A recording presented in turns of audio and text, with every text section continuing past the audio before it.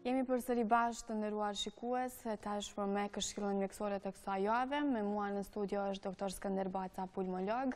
Me të do të flasim sa i përket sarkoidozës. Përshëndetje doktor dhe mirë se na keni ardhur. Mirë se gjejmë. E zgjedhëm sarkoidozën të flasim për të, meqenëse se nuk është se dihet shumë, nuk është një sëmundje prej atyre të zakonshmeve të cilat i hasim dhe dëgjojmë trajtohen shpesh. Megjithatë, sëmundje e cila nëse nuk trajtohet, siç na tregoni edhe në vazhdim, mund të jetë e rrezikshme. Çfarë është konkretisht sarkoidoza? Kjo është e vërtetë se sarkoidoza është pak më e rrallë, më pak flitet për të, mirë po nuk do është ta anashkaluar rëndësinë e saj edhe klinike, po edhe epidemiologjike, sepse edhe në Kosovë vret një rritje e kësaj sëmundje në incidenca, sepse para viteve 30 ka qenë shumë e rrallë në Kosovë, mirë po tash kemi çdo vit nga disa raste, po të cilat shkaktojnë edhe probleme klinike, po edhe probleme prognostike. Sarkoidoza është një sëmundje imunitare, përgjigje imunitare ndaj noksave, ndaj agjensave që na sulmojnë, edhe zakonisht është shkaktari është një pluhun për cilin ne nuk dim çfarë përbërje ka, po e dim që është organik, edhe mund të gjendet gjithku në rrethin tonë, apo edhe të punës edhe të jetës. Ajo atakon fillimisht edhe kryesisht nyjet limfatike në mediastinum, në krahëror, në mes dy mushkrive, mirë po din të atakoj edhe syrin, zemrën, lëkurën posaçërisht, edhe organet tjera, të cilat pastaj në aspektin diagnostik apo mund të shkaktojnë mëndyshje se për çka bëhet fjalë. Cilat janë shenjat e para që mund t'i jap kjo sëmundje, shenjat klinike? Nëse atakohen fillimisht ashtu siç thash nyjet limfatike, atëherë kemi të bëjmë me simptome të përgjithshme, lodhje, plagështi, por natyrisht gjithmonë kolla është prezente edhe një molisje apo organizmit të tërësi. Dhe kjo e bën pacientin që të lajmërohet te mjeku, i cili pas radiografisë së bërë menjëherë dyshon sarkoidozë për shkak të rritjes së nyjeve limfatike në krahëror, të cilat nëse janë tipike shumë lehtë diferencohen nga sëmundjet tjera, siç është për shembull tuberkulozi apo kanceri i mushkrive apo ajo që quhet staza pulmonare, çështja e ndërlidhjes së mushkrive me zemër. Pastaj natyrisht vjen diagnostifikimi, shkon në drejtimin e laboratorit, tash është shumë më lehtë. Kemi një parametër laboratorik i cili quhet ACE, angiotensin-konvertaza, e cila po të jetë e rritur natyrisht që flet për sëmundjen e sarkoidozës. Testi tuberkular që bëhet për tuberkulozë, te sarkoidoza është negative, edhe ajo na ndihmon që të orientohemi ka diagnoza. Dhe këto janë elemente, përpara është marrë edhe kalciemia, është marrë kalciumin në urinë edhe në gjak, po ato tash marrall i bëjmë, mirë po këto janë krejt testet të cilat janë jo invazive, të padhimshme. Pastaj kalojmë nëse nuk mund të diferencojmë, atëherë kalojmë në këto testet invazive, siç është bronkoskopia me marrjen e materialit nga gjëndra limfatike dhe natyrisht në ato raste duhet të bëhet një shpuarje të kalohet barjera e bronkut dhe të kalohet në gjëndra limfatike. Në mënyrë moderne mirët edhe me ultrason, me ultratingull hyjet me bronkoskop në bronk dhe mirët materiali. Mirët edhe lëngu ajo që quhet lavazha bronkoalveolar, i tërë lëngu në një farë mënyrë shpërlahen bronket edhe alveolet gjithsesi mushkria dhe ai lëng çohet në analizë. Trajtimi është i mundshëm në secilin rast, apo sa më herët që lajmërohet, gjasat janë më lehtë kalohet kjo sëmundje?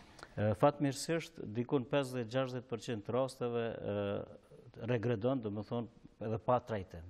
Pa kur farë terapie, ndrimet tërhiqen, e ajo krejt varet se organizmi i caktuar a do tjetë në tardhmen në kontakt me, që thamë, këtë agjensin i cilin gjendet në ndonjë pluhur, e ajo është zakonisht një komponent kimike organike.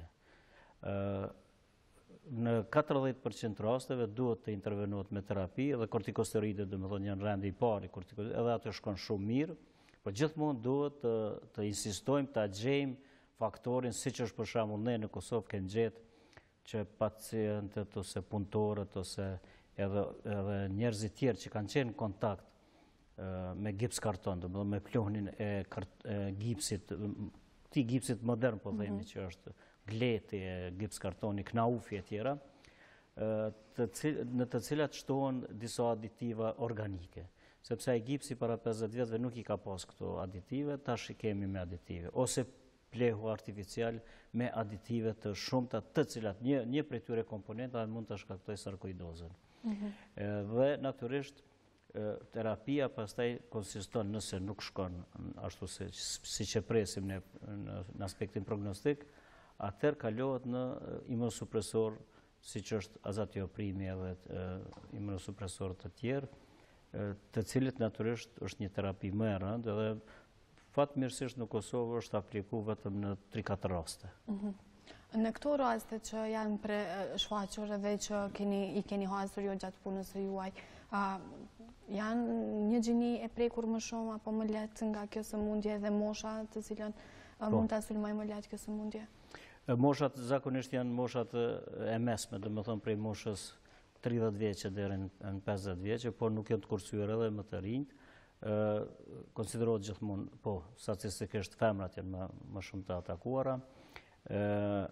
Kurse në aspektin prognostik, po themi se sarkoidoza është në përgjithësi sëmundje benigне nëse zbulohet herët edhe nëse pacienti i akcepton, i pranon këto këshilla edhe i ik kësaj ndërlidhjes, domethënë këtij veprimit të agjensave.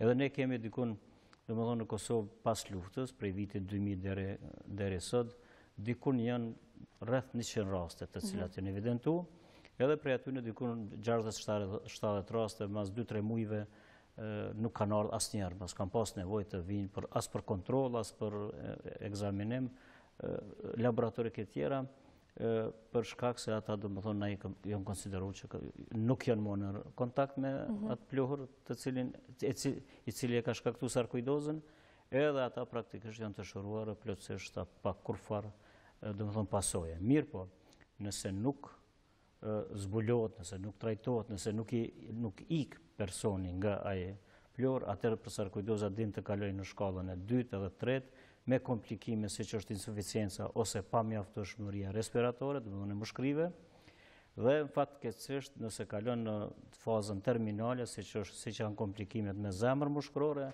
atëherë edhe përfundimi mund të jetë fatal nëse nuk ndalet ajo që e quajmë si komplikim kryesor i sarkoidozës, fibroza pulmonare intersticiale, e cila është progresive, e pandalshme, edhe atëherë organizmi apo mbaron në mënyrë fatale me vdekje.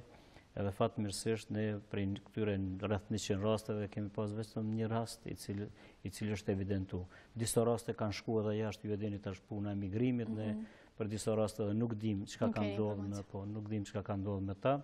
Mirë po, ajo që është evidentuar në klinikën e pulmologjisë, edhe në mënyrë ambulantore, edhe në mënyrë hospitalore, vetëm një rast është me mbarim fatal. Që nuk është trajtuar. Që nuk është trajtuar me kohë. Ka marrë këshillat. Me kohë se pastaj po. U përmend të thotë që ky pluri që mund të shkaktojë ndonjëherë është shumë i vështirë të evidentohet se çfarë shkakton. A ka të tjerë përbërës që i keni hasë që mund t'i përmendim që mund të janë të rrezikshëm për organizmin tonë që i përdorim, i punojmë? Po. Për shembull, kemi një rast interesant i cili punon në zyre, mirë po çdo ditë ka të bëjë me landë, të cilat vinë nga arkiva, e në arkiv dihet nga podrumet, apo lagështia të cilën e merr letra, edhe ai pluhri i cili gjendet aty e shkakton sarkoidozën. Domethënë te personi i caktuar, se jo te të gjitha natyrisht. Edhe ai pacienti natyrisht derisa e kem zbuluar se bëhet fjalë për pluhur në ai përndryshoj jurist, punon zyre, mirë po, fati i tij ka qenë që të punoj me ato letra, edhe pastaj është dashur të ndrohet vendi i punës, gjithsesi tash ju ka përshtat. Kur përshtaten kushtet e punës, atëherë është shumë më lehtë. Edhe ai tash punon vetëm me, domethënë, dosje të freskëta. Ato dosje kur shkojnë në podrum, muaj nuk ka kontakt me ato dosje dhe kalon shumë mirë. Pastaj ka raste për shembull kur disa kuzhinierë i përgatisin ushqimet me preparate të cilat përpara nuk kanë qenë në menyn tonë, edhe për shembull janë fruta detit, mishi i derit, disa specialitetet të cilat edhe me bioinxheniering janë ndrua. Domethënë kodi gjenetik i tyre nuk njihet nga sistemi imunitar i joni dhe në ato i konsiderojmë si trupat huj. Domethënë madje edhe një fërges me një pemë, me një perime, e cila perime është e ndruar, domethënë që ne nuk e njohim. Ne e njohim për shembull një patligjon të para 50 viteve, kodi në gjenetik e njeh atë, mirë po nuk e njeh një patligjon të ditëve të sodit, i cili është ndru, po modern, edhe ai tash gjatë fërgesës, ai ovulli e shkakton sarkoidozën. Ne kemi 2-3 raste të kuzhinierëve të cilët janë me sarkoidozë, trajtohen mirë, po gjithmonë duke i këshilluar që të ikun, domethënë kontaktit me atë tym, ose me mask, ose me ajrosje, etj. Është interesant se edhe në Amerikë, amerikanët e kanë zbuluar se janë pyetur se si është e mundshme që një amvise të smuhet nga smundjet e mushkrive, siç është smundja pulmonare obstruktive, e asnjëherë s'ka pi duhan. Dhe atëherë kanë ardhur konkludim se janë këto avujt e kuzhinës apo që mund të shkaktojnë dëmin në sistemin trakeobronkial, edhe shkaktojnë probleme apo kronike.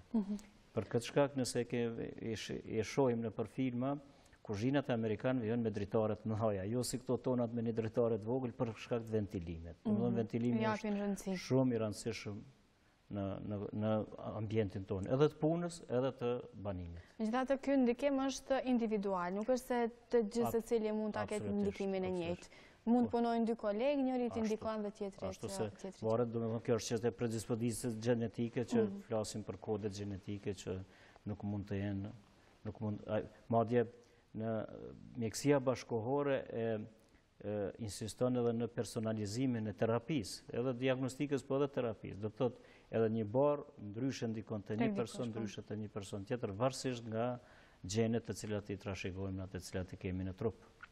Unë po shpresoj që brenda këtyre pak minutave që i patëm të kemi pasur mundësi të përshkruajmë një mesazh dhe një informacion për këtë sëmundje që, siç e tham, nuk është shumë e shpeshtë, fatmirësisht, dhe nuk është se dihet shumë për të, por që nëse shfaqet duhet të trajtohet sepse mund të jetë e rrezikshme për organizmin dhe organet tona. Faleminderit doktor për gatishmërinë që gjithmonë t'jeni pjesë e programeve tona.